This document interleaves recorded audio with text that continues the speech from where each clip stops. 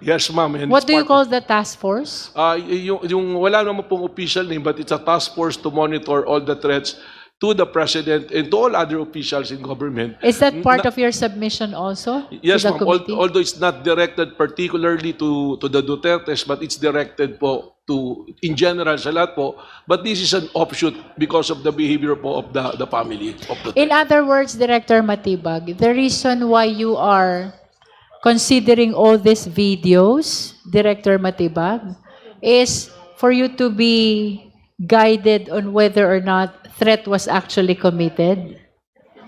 As to the press conference of Vice President Duterte, it's already been established by the Bureau. It's established already. Long before I came to the Bureau, nandiyan naman po yung records, the record which speaks for itself, na the threat, the grave threat and the inciting to sedition are clear. All the elements were present, and dyan po, we're just awaiting for the decision of the prosecution, sir. May we just know for the record, because you mentioned a while ago that there is a follow-up investigation.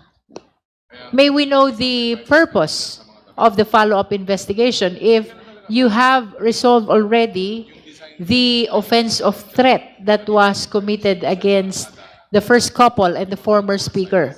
How about the follow-up investigation? It's an ongoing investigation po. If you recall, dun po sa video ni Vice President, sinabi niya na no joke, nag-hire na siya ng assassin. Ano po.